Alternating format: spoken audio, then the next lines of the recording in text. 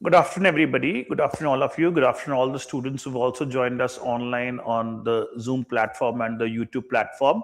So, students, as you all are very well aware, that we are organizing this optional workshop for all of you, PSIR optional workshop, in which we'll try and have a small discussion, a brief discussion with you, helping you understand the details about, intricate details about political science and international relations. We have an upcoming batch for PSIR, which is going to start on 16th of September. And there are other subjects. For other subjects also, optional batches are going to start next month. And therefore, it's pretty natural that all of you, many of you must be having these doubts that which optional you should opt for. Because choosing an optional is always a make or a break choice. It's a very important choice which you have to make while preparing for civil services. So many of you must be having this particular apprehension in your mind, certain queries regarding this, doubts regarding this, that which optional subject you should choose for as far as preparation for civil services is concerned. So in order to help you make a reasoned choice, in order to help you make a choice which will be best suitable for you, we've decided here in the institute to conduct these multiple workshops on different optional papers. On different optional papers, workshops would be conducted. And today we're going to have this workshop on political science and international relations. So let's start the workshop, students. All of you must have got certain handouts regarding the workshop. Online students, you can download the copy of the handout from the portal as well. Can you please switch on the Zoom mode? So all the online students, I would also like to request you to please switch on your cameras, all of you. So all of you, please switch on your cameras, and also you may download this particular handout which is on the portal, which is regarding this particular workshop which I'm going to have with you right now. So like I was mentioning to you, all of you students, that optional choice is a very important choice you have to make in your journey as a civil services preparation. You know, optional is a make or a break choice. It is worth 500 marks in the mains examination. If you make the right choice, it can really help you, expedite the results. It can really help you shine in this exam and get the desired results. And if you are stuck with the wrong choice, if you're stuck with an optional choice which is not suitable for you, it can have a very detrimental impact on your result as far as this particular exam is concerned. So optional choice is a very important choice. In the mains examination, you have to give your GS papers, you have to give an essay paper, and then you also have to attempt 2 optional papers which are worth 500 marks. So it's very important to make a reasoned choice that which optional paper you should choose. A very important choice you have to make which is suitable for you, which is suitable for your requirement, which will help you qualify this exam, which will help you ace this particular exam. And especially if you get a good score in optional, it can also help you improve your rank also in the final list. So it's a very important choice which you have to make. Now, students, at times what happens, they struggle to make this choice. Generally, most of the students would like to do what others are doing, would like to follow what others are doing. At times students, they get into this mad race that because everybody around me or all my friends are taking up this optional paper, so I should also go for it, or my seniors are taking up this optional paper, so I should also go for it. So instead of doing that, instead of following that mindset, I would suggest to all of you that make a reasoned choice. That means that make an optional choice after doing complete analysis of that optional paper, whether you have a keen interest in that or not, whether it would be suitable for you or not, whether it will help you in the selection or not. So look into all these factors, evaluate and examine all these factors, and then make a choice. And that is what I would try and help you do today as far as political science and international relations is concerned. Because I am a PSIR faculty in Vajiram and Ravi, I teach PSIR optional paper.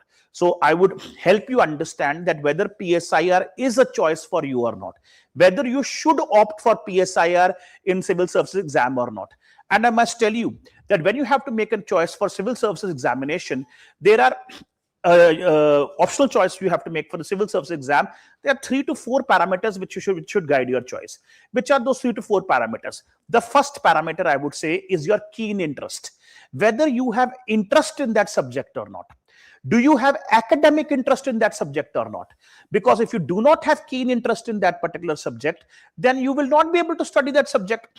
You may find it boring, you may not develop interest, you may not be able to have the same amount of passion which is required to master the subject, and therefore you will not be able to compete in that particular subject. So your interest, your own interest is very important. Whether you're keenly interested or not in that particular subject is very important. Your friend may be interested, your other seniors may be interested, people around you may be interested in that subject. You may not have keen interest in that subject. So if you just follow the mad race and pick up that optional choice without understanding whether you are interested in that subject or not, then you are going to suffer in the future. So first parameter is your keen interest. Second parameter, students, it should be that whether this particular optional paper, how much overlapping it has with your other syllabus. That is your GS syllabus, your essay syllabus, your ethics syllabus. Is there any overlapping? If there is any overlapping of syllabus, then it will also help you do good and score good marks in other papers in the main examination also. Not just in the optional paper, but also in the GS exam, ethics paper and essay paper also. You are going to get a competitive edge over your competitors. So that should also be one parameter. That how much overlapping is there? Will my optional preparation also help me in GS preparation? It will also help me in essay preparation. It will also help me in ethics preparation. If it does, then your journey as a civil service aspirant becomes easy. Then you can enjoy this domino effect. Your optional preparation will also give you advantage in other papers. And thirdly, students, you should also take into consideration that what is the success rate of that particular optional paper. Certain optionals are very popular because success rate is very high. Because most of the students are able to succeed in this exam, keeping those optional papers, choosing those optional papers. That should also be kept into consideration. So these 2-3 parameters you should keep in consideration and while choosing your optional. And these are the parameters which I will discuss with you today. I will discuss with you today what is PSIR, what is political science and international relations, where I will help you understand the syllabus. I'll help you understand the topics which are there in this particular optional paper so that you can decide that whether you have interest in these topics or not. If you have keen interest, go for it. If you do not have keen interest in these topics, attend other workshops also, look at the syllabus of other optional papers also and find out whether you are interested in other optional papers or not. And also I will help you understand today that what is the overlapping between the PSIR syllabus and the GS syllabus, PSIR syllabus and the ethics syllabus and the essay syllabus, which will help you understand that why PSIR is a very successful choice, why PSIR is so popular, because PSIR preparation also gives you an added advantage, extra advantage in the GS paper, ethics paper and the essay paper also. That is why it is one of the most popular choices among the students, because it fits very well in the whole syllabus of the mains examination. You get an added advantage in GS also because of PSIR optional. So I will help you understand all of this. And then, of course, I will also open up the session for Q&A, and you can all ask whatever queries and doubts also regarding this optional paper which you may have. I would be happy to address all those doubts. So first of all, students, let's discuss that what is the amount of overlapping which is there. So if you look at, as far as this optional paper is concerned, PSIR optional paper is concerned, it will help you. The PSIR optional paper will help you also do very well in your GS papers. All GS papers, GS paper 1, GS paper 2, GS paper 3, GS paper 4. In all the 4 GS papers, there's a huge amount of overlapping between the PSIR syllabus and the GS syllabus. In ethics paper, GS paper 4 also there is overlapping, and then essay also. Every year we have seen students, at least one essay topic in the paper is directly related to PSIR syllabus. I'm saying at least. At times we have seen 2, 3, 4, 5 topics which are related to PSIR syllabus. So PSIR students are also able to write very good essays in the essay paper also. They have a lot of content to write in those essay paper because those topics are directly related to PSIR syllabus. So whether it is essay or it is GS or it is ethics, or there is a huge amount of overlapping. In this handout which we have shared with you, this convergence is also highlighted for you. For example, let us look at GS paper 1. If I look at GS paper 1, students, there are multiple topics in GS paper 1 which are directly related to your PSIR syllabus. For example, the topic of freedom struggle. GS paper 1, you have the topic of freedom struggle. Now in PSIR also we study freedom struggle. In PSIR also, in paper 1 of PSIR, in section B, you have this topic where we do a detailed study of India's freedom struggle.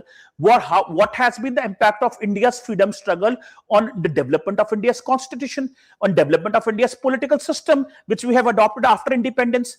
That has origins of that is seen in the freedom struggle. So that is in the PSIR syllabus. We do a detailed study of that, and you see that in the GS syllabus also. Also the post-independent history, how Indian political system has consolidated and have emerged after independence. That is in your GS paper 1, and that is also part of your PSIR syllabus. In PSIR syllabus also, detailed study is done that how after independence we have been able to consolidate India's political system. What are the major features of India's political system which have emerged after independence, which will help you attempt these questions also. Then students, history of world politics, colonization, decolonization, various political philosophies which have emerged in the world, for example, communism, capitalism, socialism.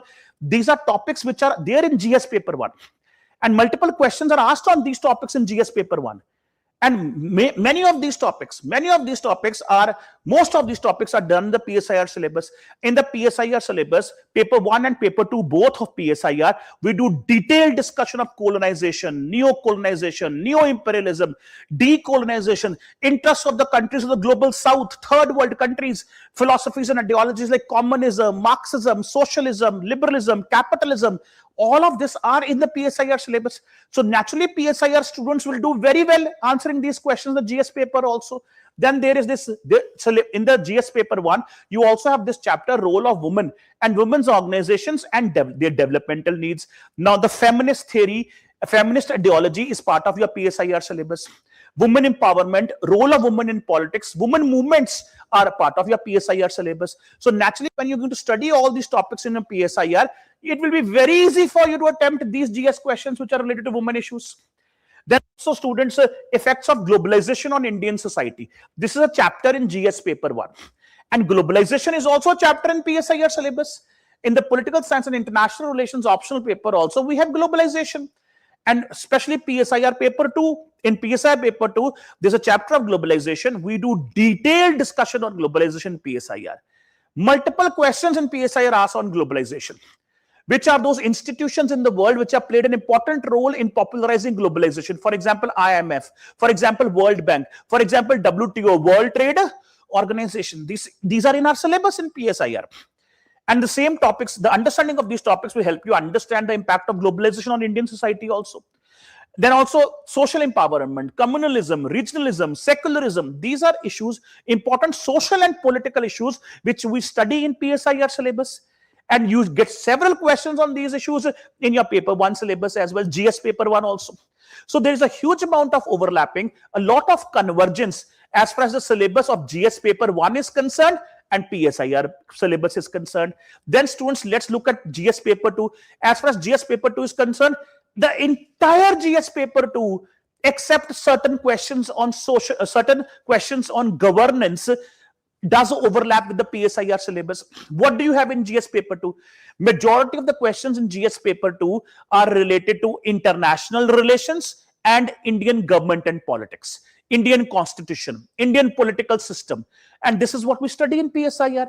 The entire PSIR paper 2 is about international relations.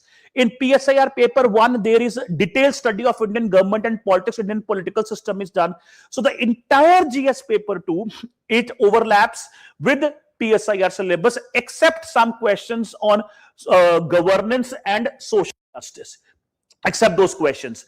That is the reason why students, we've always seen our students, our PSIR students, they all score very good marks in GS paper 2. They get good marks and good score in PSIR. Also, at the same time, they score a very good score in GS paper 2 as well, because of the huge amount of overlapping. In fact, no extra preparation is required for GS paper 2. If you have done your PSIR properly, automatically you will be able to attempt all questions of GS paper 2 also without doing any extra preparation. So therefore, you see that there's a huge advantage, because if you have done your PSIR properly, you get competitive edge in your GS over other competitors. And this is a competitive exam. It's not a college exam. It's not a university exam. We have to get the passing marks. Here, the most meritorious will get the job. The most meritorious are going to qualify. So therefore, you have to compete with other people and do better than them if you want to get the job. And this is the reason why PSIR is such a popular optional choice, such a popular optional paper, because PSIR students, they get added advantage in GS as well. The entire GS paper 2 they are able to do without any extra hard work. Just on the knowledge of PSIR, they'll be able to score very well in GS paper 2 as well.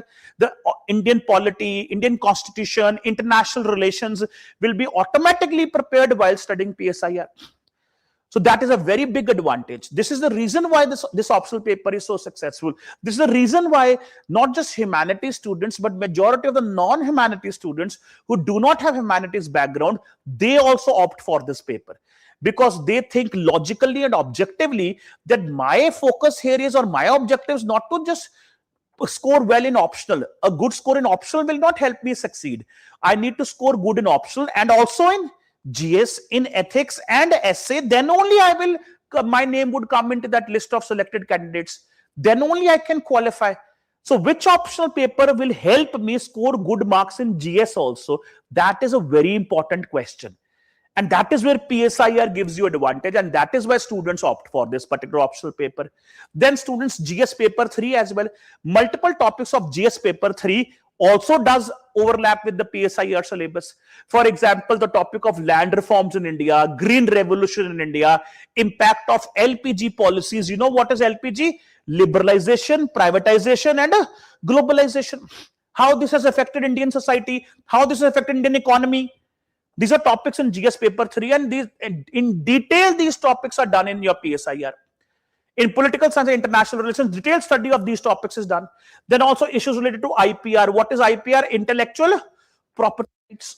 This is there in GS paper 3. We do the same in PSIR also. In GS paper 3, you get multiple questions on environment related issues, climate change, global warming, environmental protection. This is a very important topic of your GS paper 3. And we have the same topic in PSIR. Same topic is there in PSIR paper 2 syllabus, where we study in detail, we study environmental issues, climate change, global warming. We study what is being done at the global level to combat climate change, to mitigate climate change, to adapt to climate change. We do a detailed study of climate change negotiations. Are you aware about COP meetings which happen every year? Climate change negotiations, that detailed discussion on that, detailed study of that is done in the PSIR paper. What are the problems in the climate change negotiations? What is the difference between rich countries and the poor countries? They have a difference of opinion regarding how to deal with environmental degradation.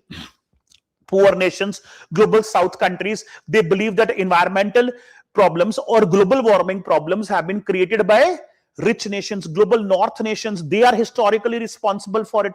There's entire politics behind this, which we study in PSIR paper 2.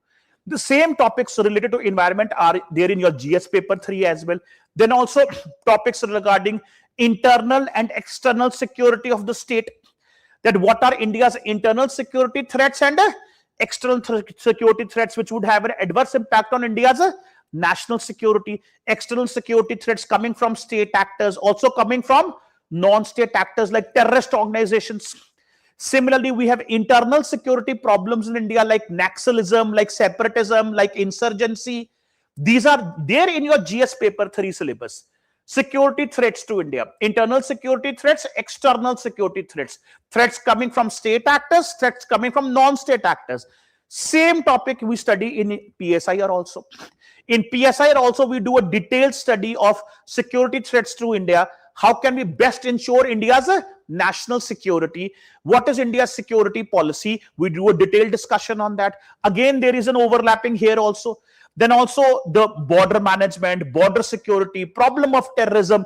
These are topics in your GS paper 3. All these topics we study in PSIR paper 2 also, where we do a detailed discussion of Indian foreign policy, Indian security policy. What is India's policy on terrorism? How is India trying to counter terrorism? This is what we study in PSIR as well. Especially in our India-Pakistan discussion, India-Pakistan lecture, Doval Doctrine, India's counter-terrorism strategy. And all that knowledge will help you attempt these questions in GS paper 3 also. Then also GS paper 4. GS paper 4 is also where PSIR students have an advantage. They have an edge. Why? Because in PSIR syllabus, we study moral thinkers and philosophers. Moral thinkers and philosophers, Aristotle, Plato, Gandhi, Aurobindo, Rabindranath Tagore, Swami Vivekanand, these philosophers, their viewpoints, we do study in our PSIR syllabus. And that viewpoint of these philosophers, their views, their ideas, help you write better answers in your ethics paper also. Also, students, their recent trend is that in the ethics paper, recently we have seen, they've started asking questions on the role of ethics and morality as far as international relations is concerned. And that is also something which we study in PSIR. Do you think in international politics there's a role of ethics and morality? Do you think that recently Israel had killed 70,000 people in Gaza? More than 50% casualties were women and children. Do you think this is a matter this is an issue which involves ethics and morality? Don't you think it is an unethical act? It is an immoral act to violate human rights and do genocide of people at such a mass level? So there is a very important question of role of ethics and morality in international politics. Wars are very destructive. The biggest sufferers during wars are women and children. Human rights violations do take place during wars. Women rights violations do take place during wars. They're very important questions of ethics and morality which are involved in international politics, which we study in PSIR, Political Science and International Relations, and which will help you attempt questions in your GS paper 4 as well. So that is why I told you. And of course, essay I have told you. In the essay paper also, the many essay topics which are given in the paper are directly related to PSIR syllabus. And PSIR students are able to therefore write good essays as well. So you see a lot of overlapping. There's a lot of convergence in the PSIR syllabus and the GS syllabus, ethics syllabus, essay syllabus. That is one factor, very important factor, which makes PSIR a very popular choice, which makes PSIR a very popular optional choice among civil service aspirants. So this is one reason. This you should keep in mind. Then students, we shall also have a discussion. I will also briefly help you understand the syllabus so that you should know what is a syllabus, what are all the chapters of the PSIR syllabus, so that you can find out and so that you can make out that whether you are interested or not, whether you have keen interest in this subject or not. And I must at the outset, I must clarify for all of you, political science and international relations. Basically, PSIR is a detailed study of domestic politics and international politics. When we say political science, we do a study of domestic politics. When we say international relations, we do study of international politics. Now, you ask yourself this question, that are you interested in studying politics? Do you like issues related to domestic politics and international politics? Do you have this curiosity in yourself that how Indian political system has developed? What is the nature of India's political system? What is the nature of Indian democracy? How Indian state formation happened? How the ideas of state, democracy, power have emerged in the world? What have been the views of major philosophers of the world on these issues? How do you define equality? How do you define liberty? How do you define justice? How do you define democracy? If these questions ignite curiosity in your mind, that means you are interested in this topic. If questions, what is wrong with Donald Trump? Why is Trump and American government fighting a war in Iran? Why have they killed Iran's leader? Why America recently abducted the president of Venezuela? Why Russia fighting a war with Ukraine? What problems India has with Pakistan? What proxy war against India? What is India? What is the role of China in international politics today? What is India's counter-terrorism policy? What is Operation Sindoor? What is Doval Doctrine? What is India's security policy? If these questions ignite curiosity in your mind, if you are interested in these questions, that means PSIR is a choice for you. That means you are interested in these topics. And this is what is there in PSIR syllabus. In PSIR syllabus, we study all these topics. We do a detailed study of these topics. And if you have already been reading newspapers, you must be very well aware that in newspapers also, Majority of the news items are related to domestic politics and international politics.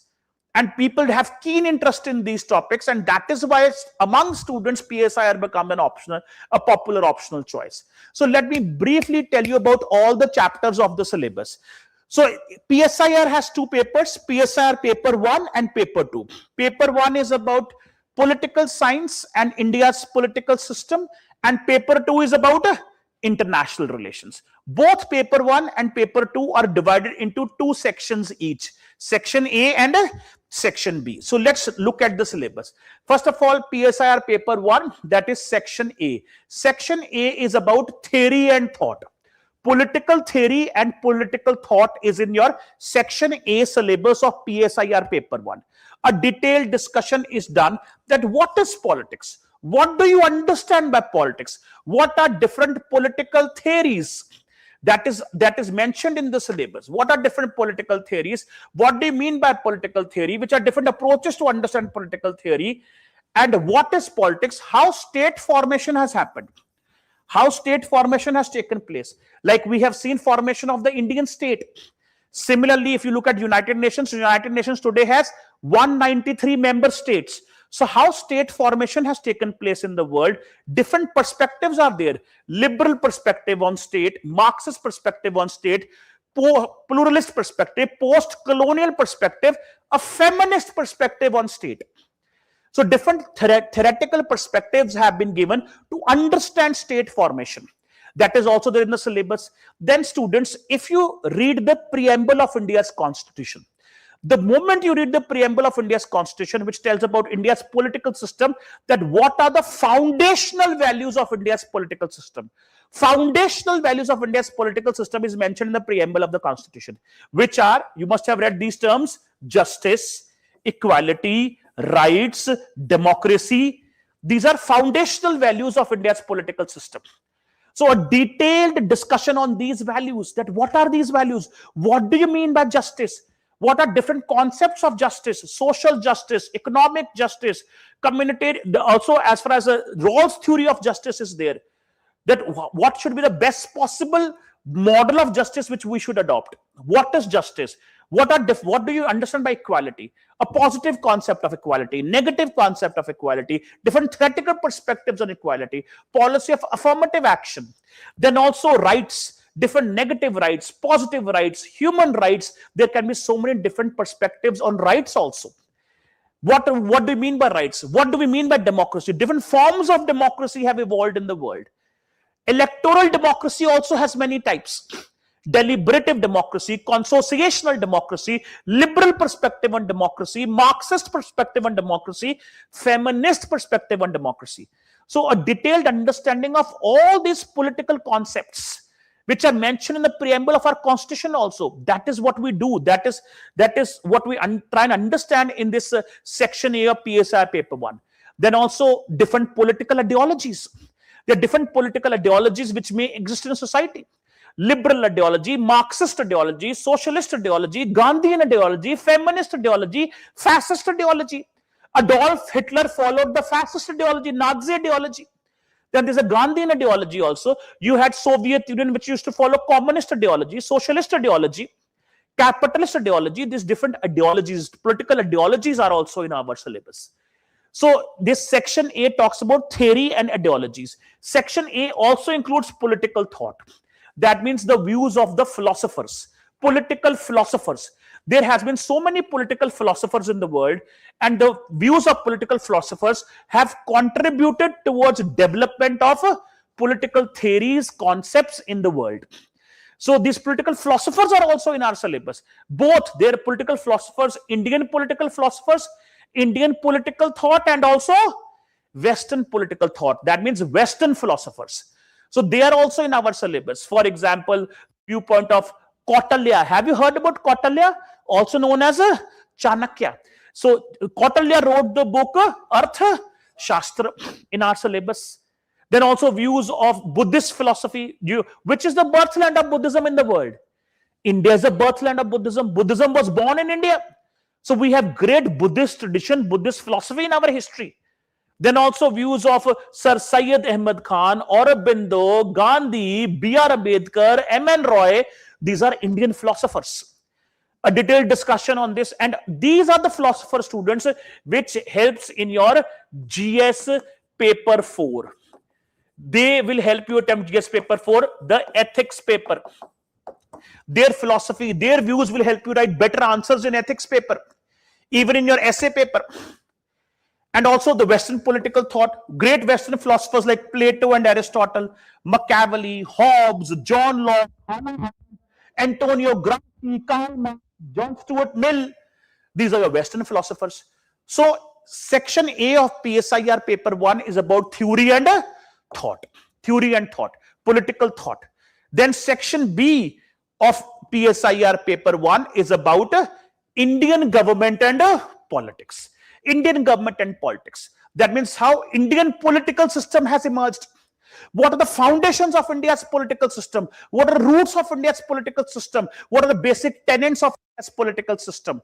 That is what we study in section B of paper 1, basically a detailed study of Indian politics, detailed study of domestic politics of India. Like I mentioned to you, Indian nationalism.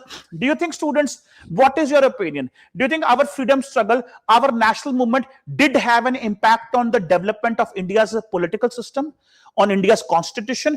Do you think the members of the Constituent Assembly who adopted the constitution were influenced by freedom struggle? Yes, of course. So detailed discussion of that how national movement had an impact on development of India's political system after independence. Different perspectives on national movement, liberal perspective, socialist perspective, the Dalit perspective, the radical humanist perspective, the Marxist perspective on national movement. Theoretical perspectives, different theoretical perspectives on freedom struggle movement we study here. That is why I told you in GS paper 1 also you have Indian freedom struggle in the syllabus. So the great amount of overlapping is there. Then also making of India's constitution. What factors played in the make of India's constitution? What influenced Constituent Assembly members to adopt the constitution? Also, students, the salient features, the most important tenets of our constitution, like the preamble, fundamental rights, directive principles of state policy, parliamentary democracy, which we have, amendment procedure, basic structure doctrine given by the Honorable Supreme Court, judicial review. These are important tenets of India's constitution, which you also study in your polity lectures in your GS. And the same is there also in your PSIR syllabus. So that is also some that you see a great amount of overlapping is there.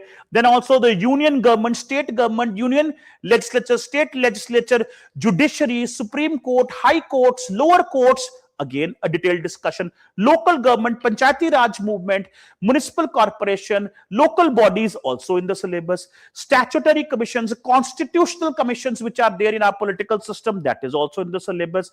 Then the federal structure of India. India is a federal state. Our political system is based on federal foundations. That is also in the syllabus. Federalism as well. And then also how we looking at the economic evolution of India. Planning and economic development. There was a Nehruvian model which we used to follow earlier.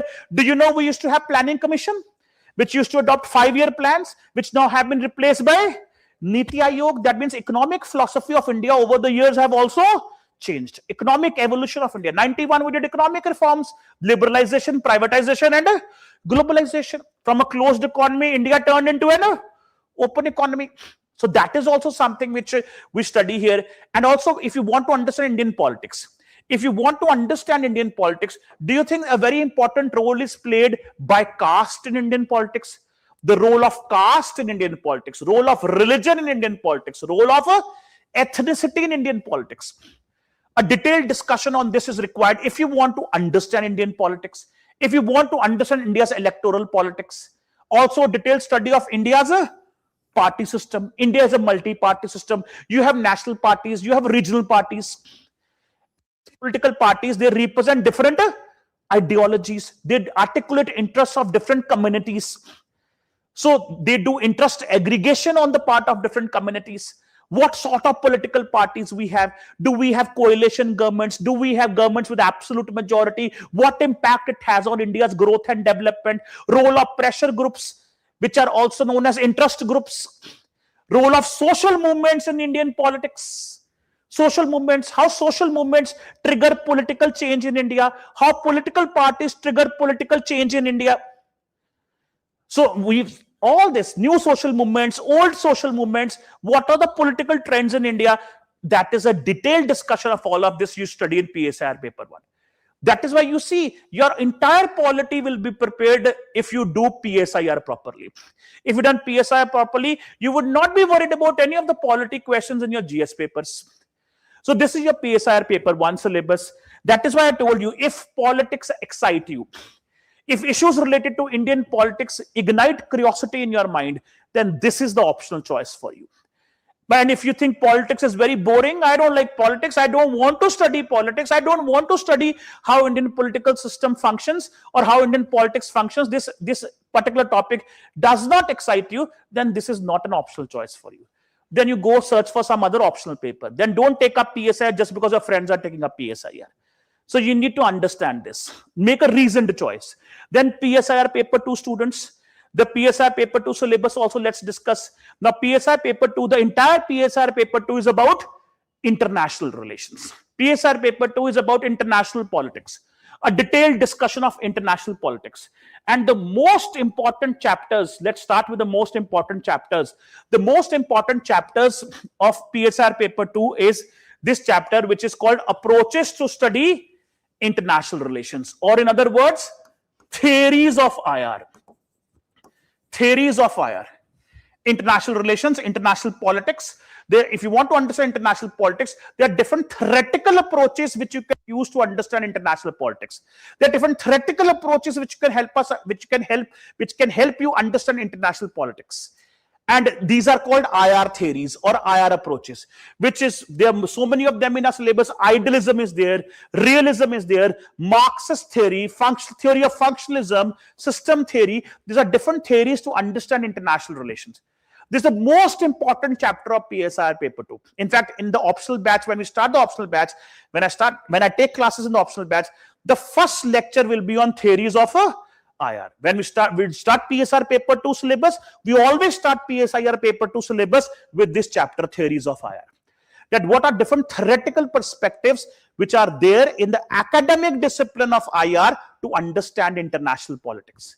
Why theories are important, students? This is what will make your PSIR answers different from your GS answers. You get IR questions in GS paper also, and you get IR questions in PSIR also.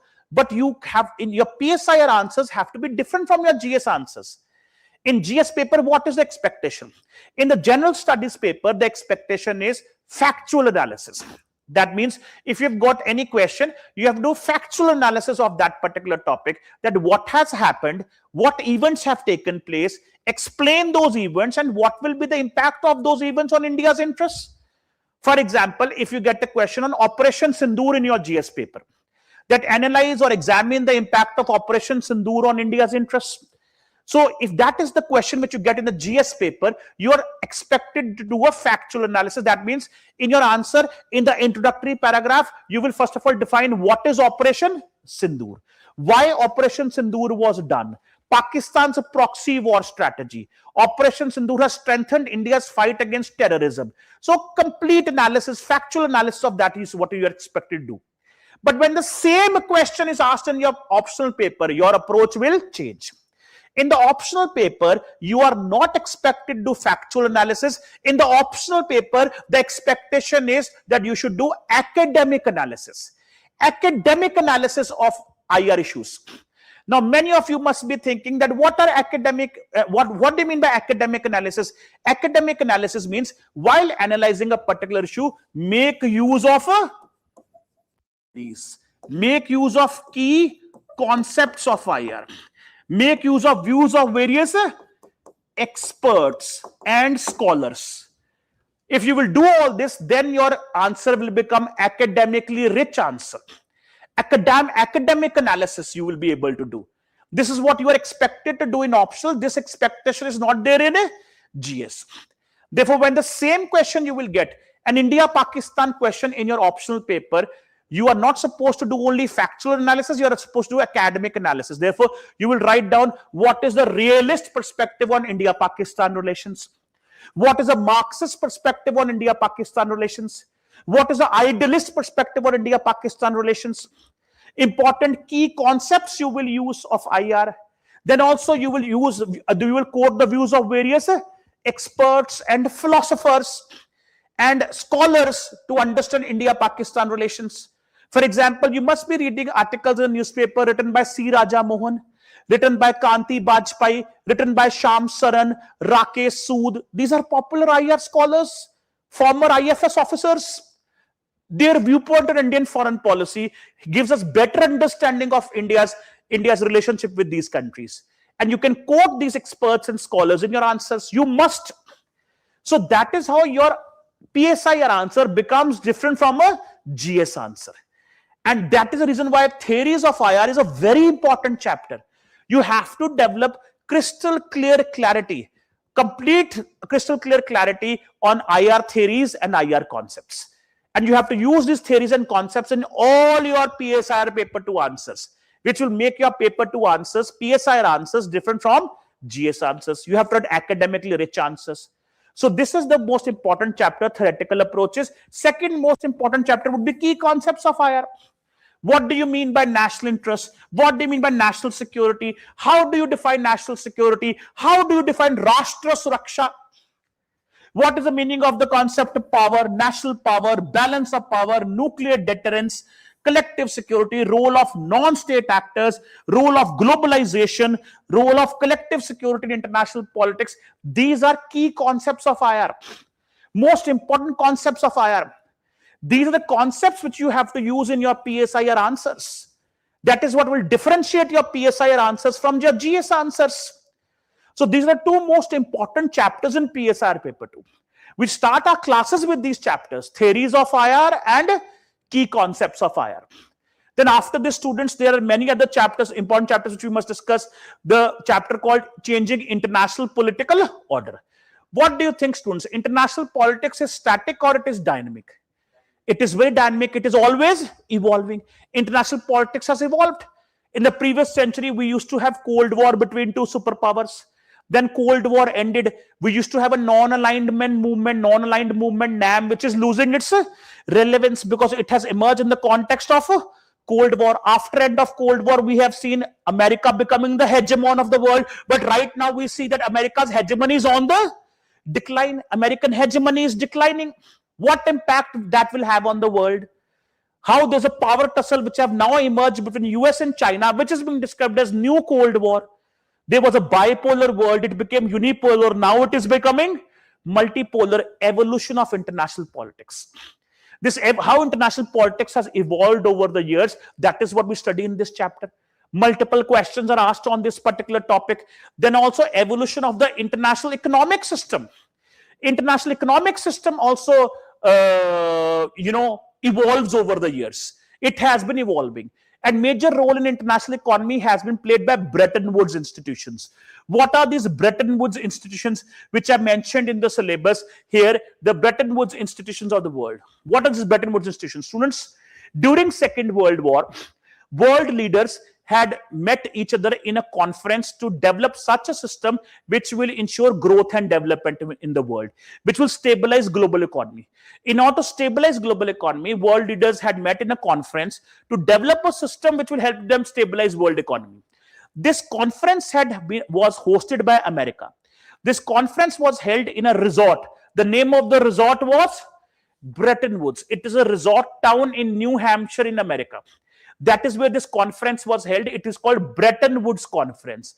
In the Bretton Woods Conference, the world leaders decided that let us create institutions like IMF and World Bank. And also they decided to create an institution called ITO. ITO means International Trade Organization. So in Bretton Woods Conference, they decided to create these institutions, that these institutions will help stabilize world economy. They were able to create 2 out of these 3. IMF and World Bank, they were able to create. ITO, they failed to create. Instead of ITO, they signed a trade agreement called GATS. That is General Agreement on Trade and Tariffs. When in 1995, GATT was replaced by an organization called WTO, World Trade Organization. to encourage free trade in the world. So these organizations, IMF, World Bank, WTO, World Trade Organization, especially IMF and World Bank, they are described as Bretton Woods institutions. So what is the role of these institutions in world economy? How do they affect world economy? How do they affect foreign policies of states? That is also in the syllabus. A detailed discussion of this is also done in the PSIR paper too. Then also, of course, why not the role of UN, United Nations, the most important international organization of the world. How has it performed? Whether it has been successful or it has failed.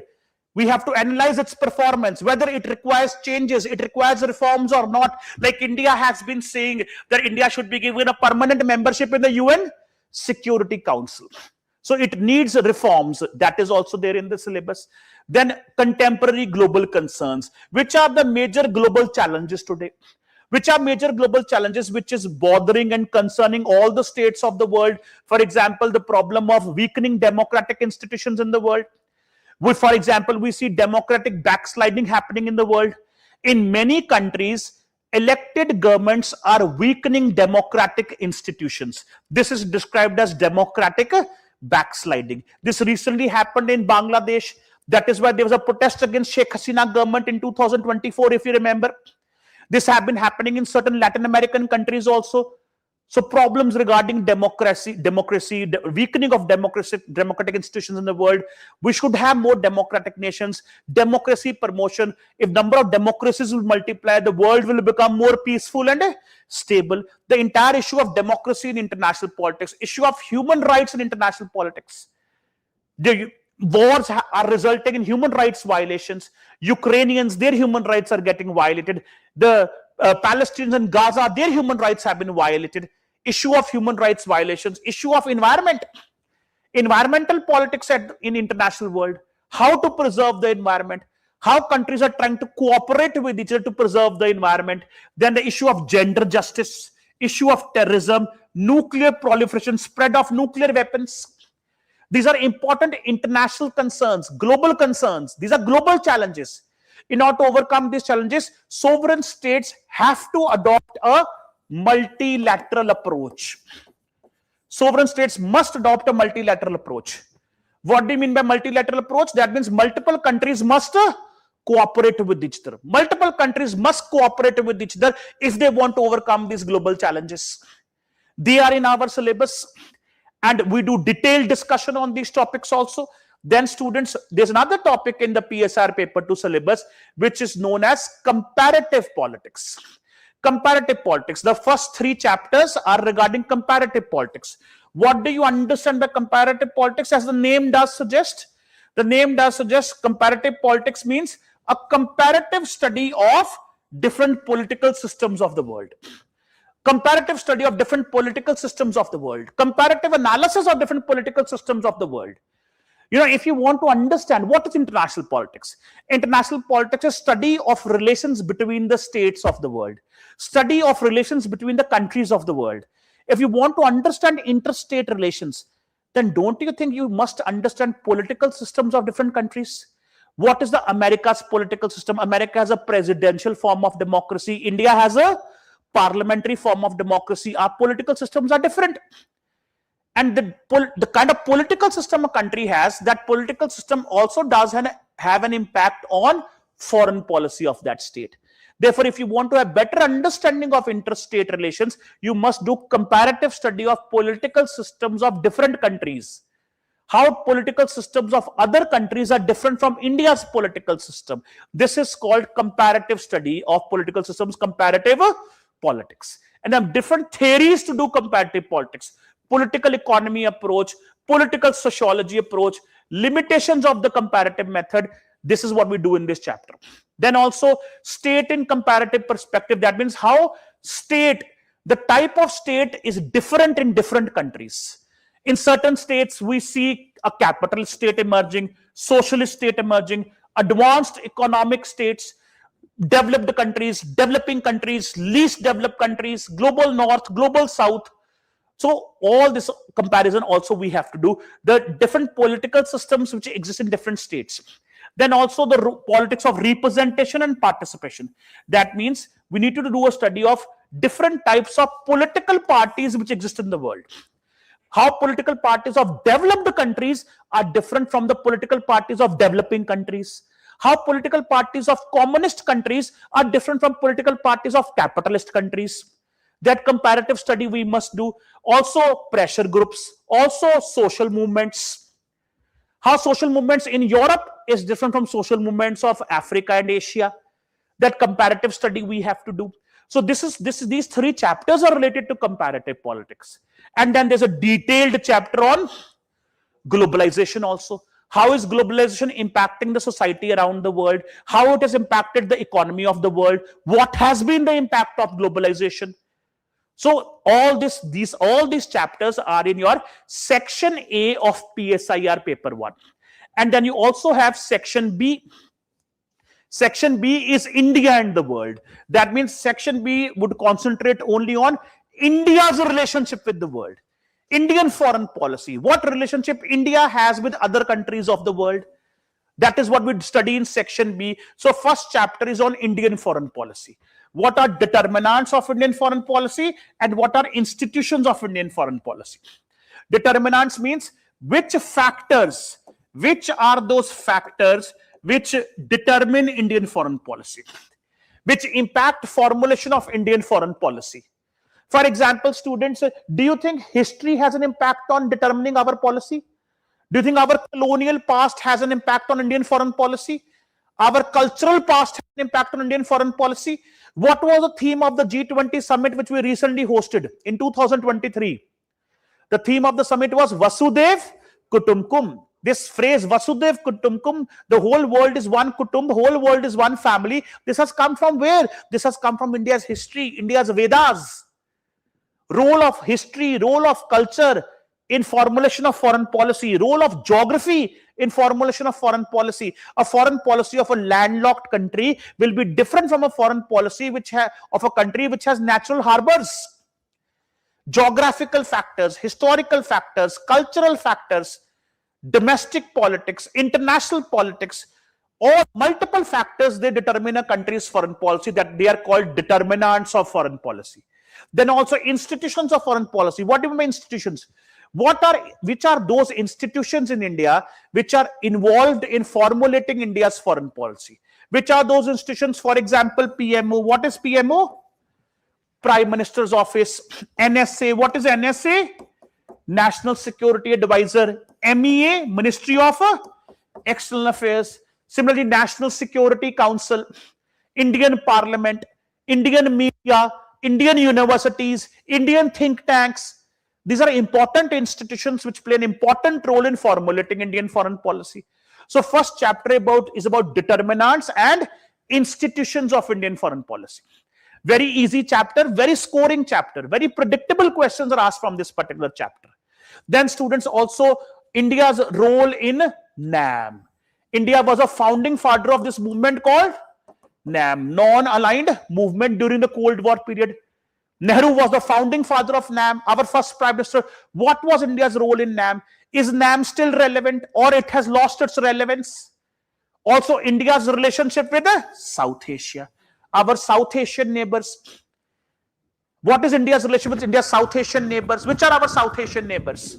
Afghanistan, Pakistan, Maldives, Sri Lanka, Nepal, Bhutan, also Bangladesh. These are our South Asian neighbors. What relationship India has developed with these countries? What challenges India is facing in our relationship with these countries? And also students, whether we have been able to ensure regional cooperation in South Asia with the help of organization called SAARC, South Asian Association of Regional Cooperation. Do you know that we have border disputes with many of our neighbors? We have water disputes, river disputes with many of our neighbors. We have refugee problems because of our neighbors, illegal migration problem because of our neighbors. All these issues we have to discuss here. Also, India's relationship with Southeast Asia, which we can understand with the help of India's Look East policy, which is now renamed as India's Act East policy. So India's relationship with Southeast Asia is also in the syllabus. Then also students, we need to discuss India and Global South. What do you mean by India and Global South? The majority of the rich countries of the world are located in the northern hemisphere. Therefore, rich world is described as global north.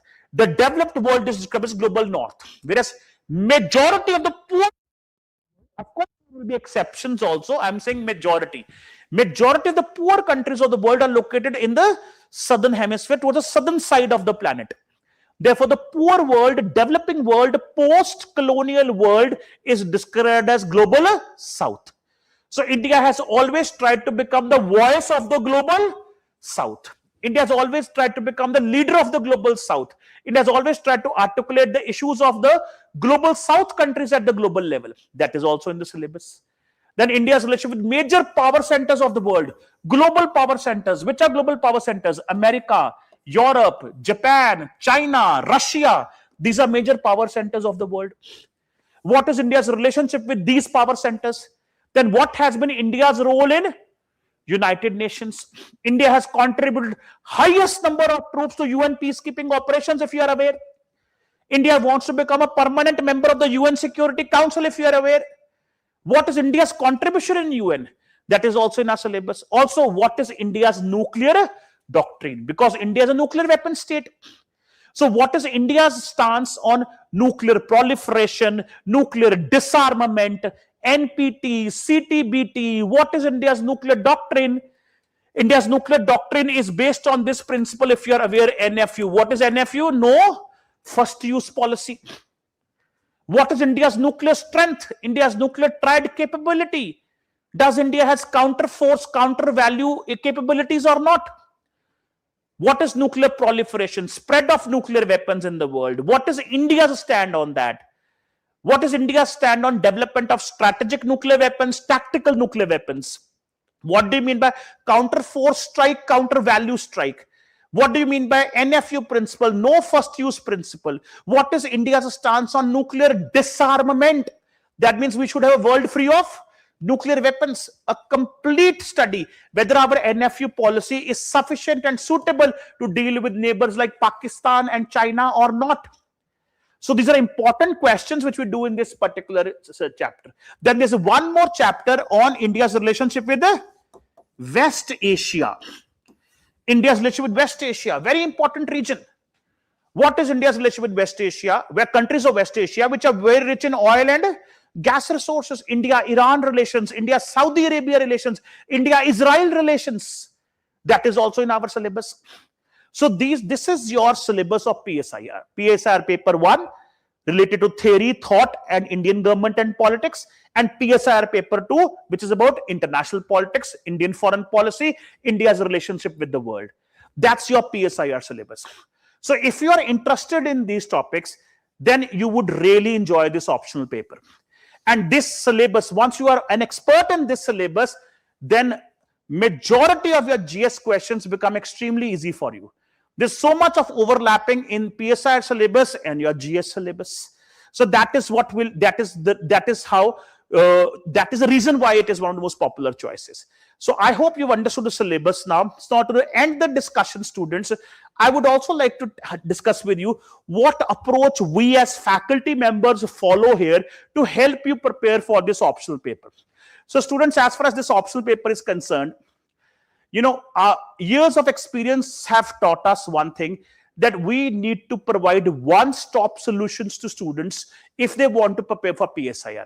It will come to us for help for PSIR. We need to provide a one-stop solution. Therefore, we designed the entire optional course in such a manner that by the time the course is going to get over, it's a 6-month course, by the way, I would like to clarify. It's a 6-month course. And we abide by the timeline, our promise, our commitment, we finish it within 6 months. By the end of 6 months, you would be exam ready. Final product, one-stop solution, nothing else would be required.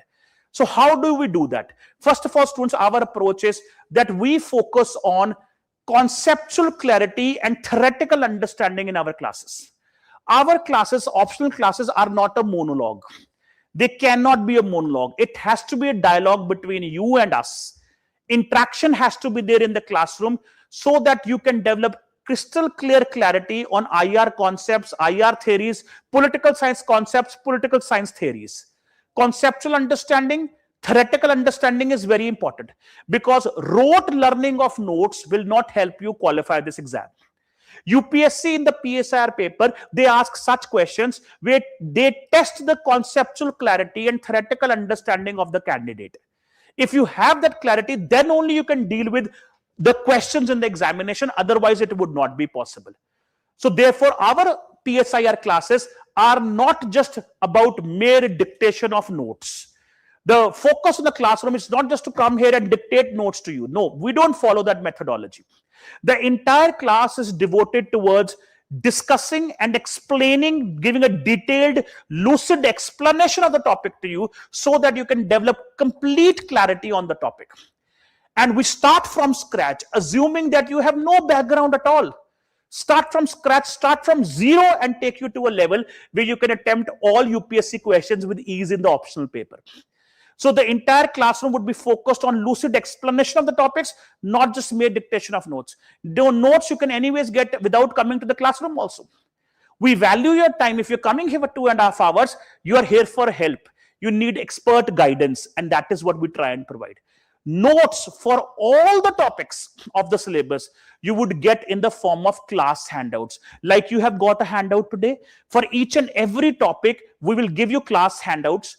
These would be typed notes, typed by faculty members, by myself, and those notes will be given to you in the form of typed handout. And instead of wasting time on dictating notes, we give you the handout, and the entire lecture we use for explanation of the handout, explanation of the topic to you, so that you are able to develop conceptual clarity and theoretical understanding. That is the approach which we follow in our classroom. Also, students, like I told you, concise, well-researched exam given to you in the classes. Such notes would be given to you which are prepared as per the requirement of the examination. In the handout which we have shared with you today, we've given you reading list of books. That reading list is given for the curiosity of those students who want to prepare the optional paper on their own. If you want to prepare on your own, then there's a reading list of 10, 20, 30 books which you have to read.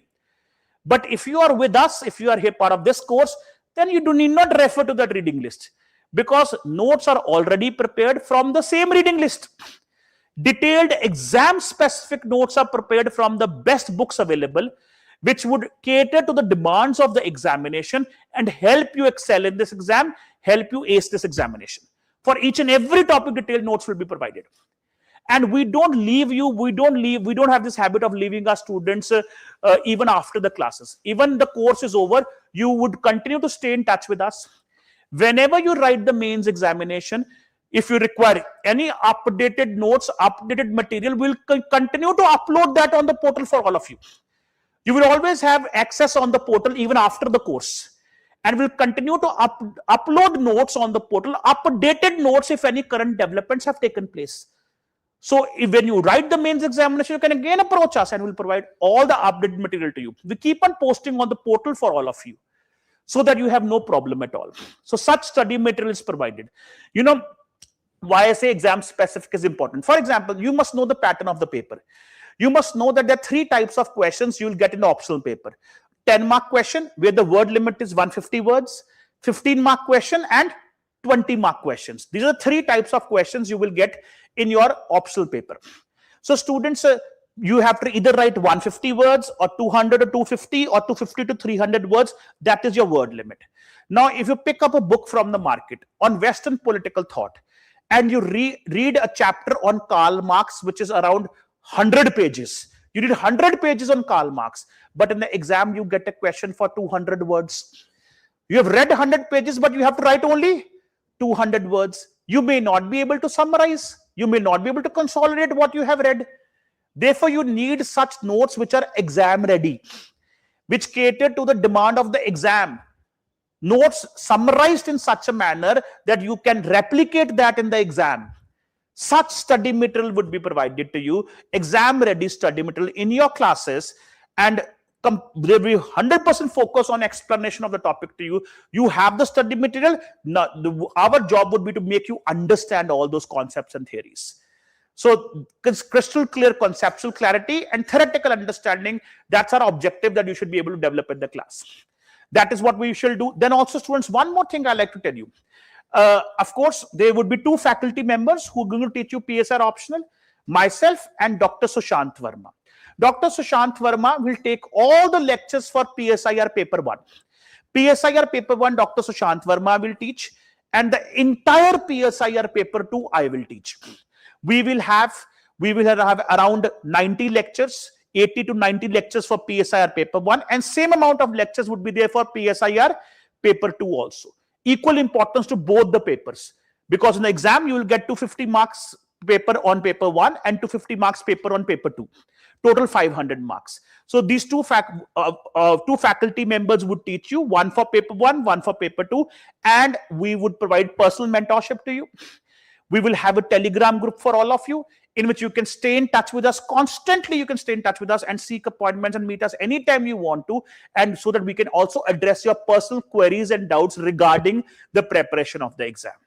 And years of experience teaching PSIR has taught us one lesson. That is that studying the subject is half the job. Understanding the subject is only half the job. Memorizing the content and notes is only half the job. Other half is writing skill. This exam is also going to test your writing skill. How to summarize complex topics in 150 words, in 200 words, 250 words, that is very important. Answer writing skill is very important to qualify this exam, especially in the optional paper.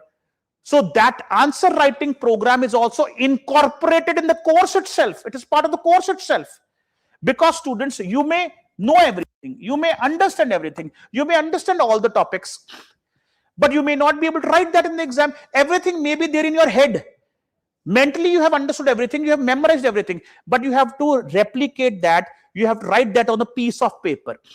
If you are not able to do that, then the entire hard work which you have done would go for a waste. Understanding things is a separate matter. Writing the same is a separate. So answer writing skills are very important. In UPSC examination, in the PSIR paper, you will be encountering 3 limits. Which are these 3 limits? There would be a word limit. A word limit is there, which you have to adhere to. You'll have 3 types of questions: 10-mark questions, 15-mark questions, and 20-mark questions. 10-mark question, the word limit is specified is 150 words. So you have to encounter the word limit also. Second, you have to encounter space limit. What is space limit? For each and every question, defined amount of space is given in the UPSC answer script. You have to write the answer in the given space. It's not your college exam. You know what happened? You used to happen in colleges and universities when you write your exam. You're given an answer script. You can write as much as you want to. Even if you think that you're bundled up, you've written a wrong answer, you can cancel the entire thing and you can then write here PTO, please turn over. You remember? That's what you do in your colleges. You can't do this in UPSC. You won't get an extra sheet. In college, you keep on getting extra sheets, then you get a thread, then you attach this, stitch the entire answer script and give it to your examiner. No, that's not going to happen in UPSC. In UPSC, you are given an answer script in which for each question, a defined space limit is given. You have to write the answer in that space limit. You would not get any extra sheet. For 10-mark questions, 2 pages are given. You have to write the answer in 2 pages. For 15-mark question, 3 pages would be given. You have to write the answer in 3 pages. For 20-mark question, you would get 4 pages. That is all. So you have to adhere to space limit also. And then you have to adhere to the time limit. In 3 hours, you have to attempt 19 questions. In 3 hours, you have to attempt 19 questions. There would be 10 10-markers. There will be 6 15-markers and 3 20-markers. 19 questions in total. So 3 limits you have to encounter: word limit, space limit, and time limit. Now, don't you think in order to overcome these challenges, you require exceptional answer writing skills so that you are able to summarize all details in your answers? You're able to write qualitative answers. And these answer writing skills you cannot develop overnight. If you think you can develop this after your prelims exam, no, it's not going to happen. And every year UPSC is reducing the gap between prelims and mains examination. It is now around 2.5 months, around 3 months, which you get between prelims and mains, which is not sufficient to do answer writing. This is something which you have to do right now, part of your course itself. Therefore, in the PSIR course, answer writing program is incorporated in the course itself. How do we do answer writing program in the course? After every chapter, after we discuss one chapter, after every chapter, there will be a discussion of PYQs. There will be a discussion of PYQs. Previous year questions. A detailed discussion of all PYQs. All the PYQs will be discussed in the classes. For example, if we are today doing a chapter on Indian foreign policy, once Indian foreign policy chapter is over, all questions which have been asked by UPSC on Indian foreign policy will be discussed in the class. So detailed discussion of PYQs will be done. Then every weekend you will have a weekly test. Every weekend there would be a weekly test. Whatever we have studied during the week, you will write a test on that on the weekend. Whatever you have studied from Monday to Saturday, whatever you have studied in the classes from Monday to Saturday, for those topics on Sunday you have a test. And this will happen every weekend. And you will be provided model answers for the questions which were asked in the test, and also detailed evaluation feedback will be given to you. Then once a month you will also have sectional test. A sectional test. Weekly test will have lesser questions. Weekly test may be for 40 marks, 50 marks. Sectional test will be for 150 marks or 200 marks. A longer test, a bigger test, which will have more topics which have been studied throughout the month. And at the end of the course, you will have FLTs. What are FLTs? Full length tests for the entire syllabus. And this will go on through. In total, 25 to 30 tests you are going to write throughout the course on a weekly basis. And detailed feedback, evaluation, model answers, everything will be provided, and all PYQs will be discussed. That is how we, along with the course, we make sure that you are able to develop answer writing capabilities, answer writing skills, so that by the time the course is over, you are already exam ready. So this is also done. And then also, while teaching, we do keep in mind that there is a lot of interlinkages. There are a lot of interlinkages in PSIR paper 1 and paper 2, and that is also what we try and incorporate in our teaching. Because if in your answers, if you're able to highlight interlinkages between paper 1 syllabus, paper 2 syllabus, that also gives you added advantage. And also timely coverage of the syllabus, like I have mentioned to you. That is, we respect your time, we respect that you all have taken a break from your careers to prepare for civil services. You are paying a huge opportunity cost to prepare for civil services. So the time has to be valued. So it's a 6-month course. Within 6 months, the syllabus is covered. Full comprehensive coverage of the syllabus. That is why we aren't going to give you holidays. You will have lectures 7 days a week. 6 lectures will definitely happen. And on 7th day, you will have a small lecture accompanied by a weekly test, because on Sunday you will have a weekly test. So there won't be any holidays. 7 days a week there would be classes, and the Sunday test would also be there. And you would only get holidays when there's a national holiday, when we can't open the institute because of some national holiday where we have to close down classes. For example, Independence Day, Republic Day, Diwali, Holi, such days. That's when you won't have a class. Otherwise, like in your GS, you have 7 days a week classes. Similarly, in optional also, you'll have 7 days a week classes. And a weekly test also on Sunday. So to ensure timely coverage of the syllabus. And whatever dynamic portions are there in the syllabus, where current developments are important, there also separate notes will be provided for you from the journals, from newspapers, all relevant details as per syllabus. Separate notes will be provided. This will be incorporated in your class notes itself. So this is the approach, students, which we tend to follow to make sure that you get a one-stop solution as far as PSIR preparation is concerned. And in this, we would need your cooperation also. We are willing to put our bit, but you also have to stay on toes for 6 months and work very hard, revise along with the classes, then only you will be able to get a desired amount of benefit from this particular course. You should not procrastinate. On a weekly basis, you will have to write tests. 6 days you revise what you studied in the class, 7th day you write the test. This whole, if you follow this system with us, then that is how you will be able to benefit the most from this course. So this ends my discussion, the workshop discussion. I hope this has benefited you. I hope you will be able to make a reasoned choice now that whether PSIR is the right choice for you or not. And now I open up the floor for Q&A. Questions, if you have any doubts and queries regarding PSIR, feel free to ask. Do you have any doubts, students, regarding what we've discussed so far? Yes, online students, I hope you have understood whatever we have discussed so far. Any doubts, any queries you have regarding whatever I've discussed? The timing for the course, students, a lot of you are doing your chatting with each other regarding the course timing. The course timing is 2:30.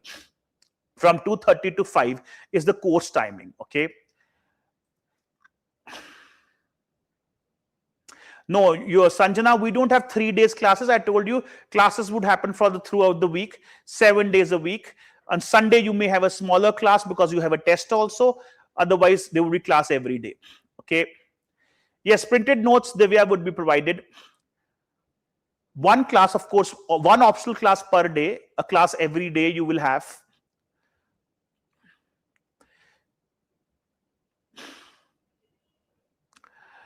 Gracie, your GS classes must be going on already. Your optional, if you join the optional course, it will start from 16th of September. Okay. Any more doubts, students, you have? Or any more? Can you scroll up the chat box if there are any more doubts?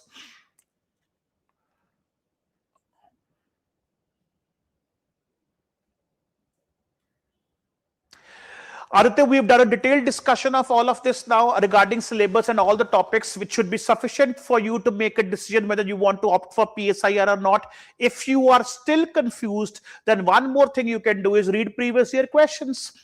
Read PYQs also to have better understanding whether this optional subject, you have interest in the subject or not. Everything else we have discussed in the workshop. Timing is 2:30 to 5. If there is any clash of timing between your GS batch and optional batch, in that particular case, the administration would cooperate with you, and your GS batch, we can shift your GS batch. Optional batch timing would not change, but GS batches can be shifted. For example, if you're in a 2:30 GS batch, you can shift to 5:30 GS batch or 11 a.m. GS batch. So that can be done. That is, the administration authorities would cooperate with you in doing that, so that there is no clash of classes.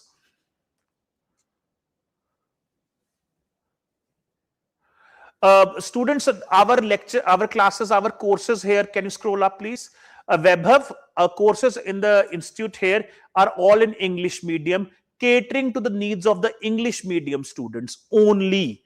If you're writing the exam in Hindi medium or some other medium, then unfortunately the course would not be helpful for you, because we will strictly teach in English language and we only cater to the demands of English medium students. So regional languages, vernacular languages, Hindi medium students, for them, you may consult some other teachers who may teach in those mediums and also may provide study material in that medium. Here, in Vajiram, the courses are only for English medium students. Yes. So if there's a clash of timing, like I've told you, you can request a change in your GS batch timing. Okay. Yes, if you your attempt Rishi is 2028, you can do your optional classes right now, because these optional classes will go on up till March. So when by the year to reach 2027, your optional is already ready. Then you can focus on your GS preparation, and then next year you can give the exam. But if it does clash with your college, I don't believe it would, because 2:30 is the timing. So it may not clash with that also. Yes, Bhargav, if you're confused between these two optional papers, then you also attend the PubAd workshop and look at the syllabus of public administration also, and then you can make a reasoned choice which subject is more suitable for you.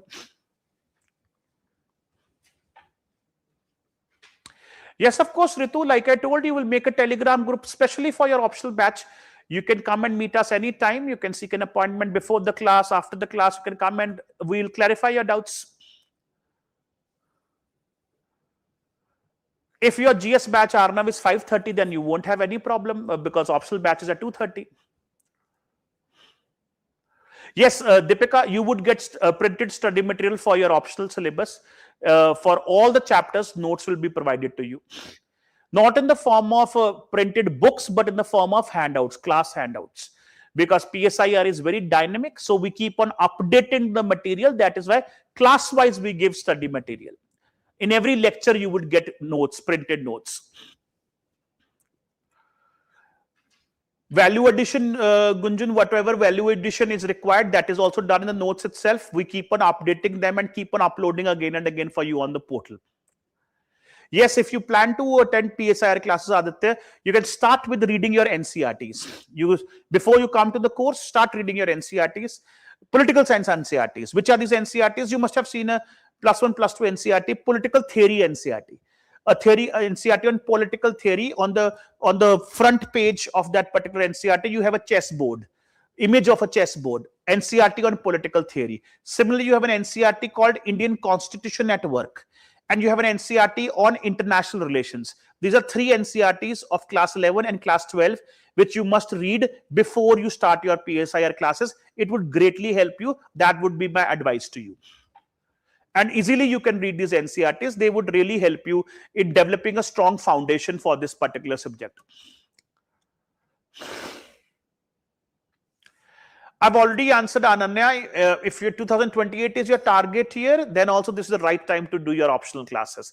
Because one thing you must understand, students, you should try and finish all your classes at least 3 to 4 months before your exam. Then only you would get adequate time for self-study to qualify the exam. Accordingly, you can decide.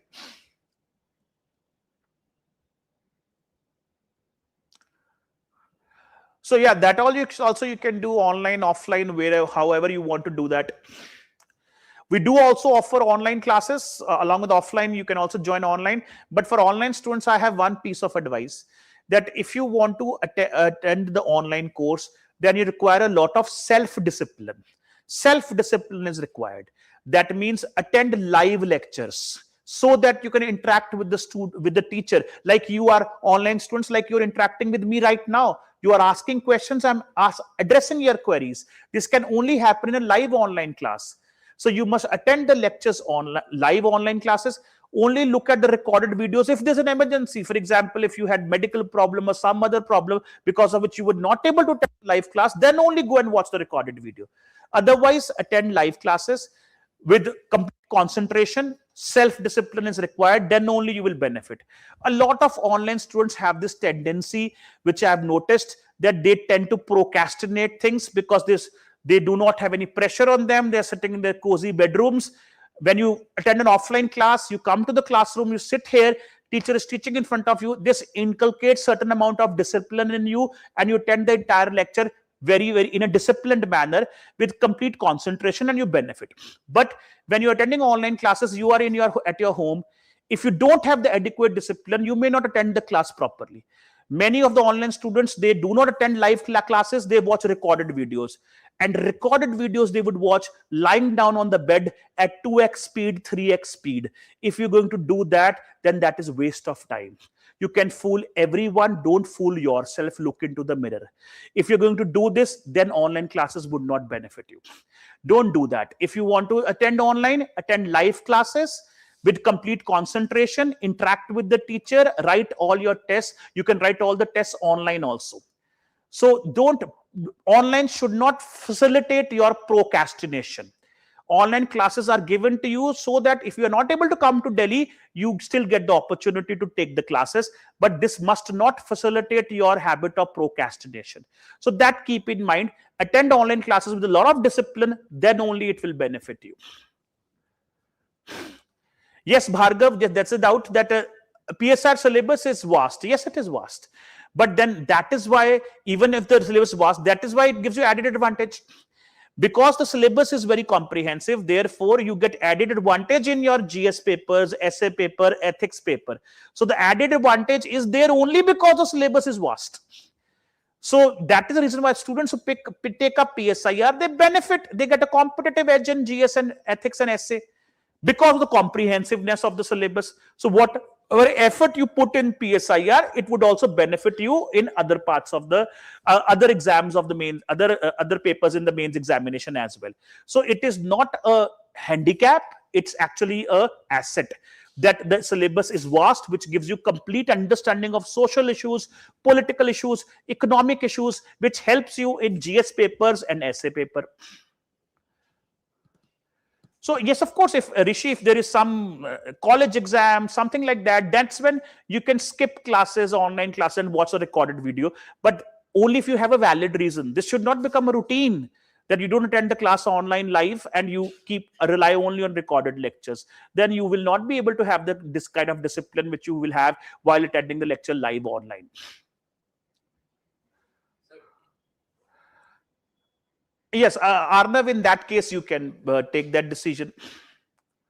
Yes, class notes which will be provided to you would be more than sufficient for the exam. Nothing else would be required. Very comprehensive class notes will be provided, and that will be more than sufficient, Shristha. No, there would not be any requirement, Gunjan. There would not be any requirement for reading of any books. The class notes which will be given to you, study material which will be given to you, would be more than sufficient. I would only tell you to buy only one book, PYQ booklet, previous year question booklet. That is all. Nothing else would be required.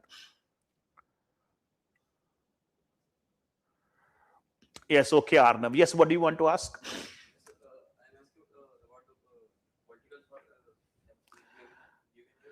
Yes.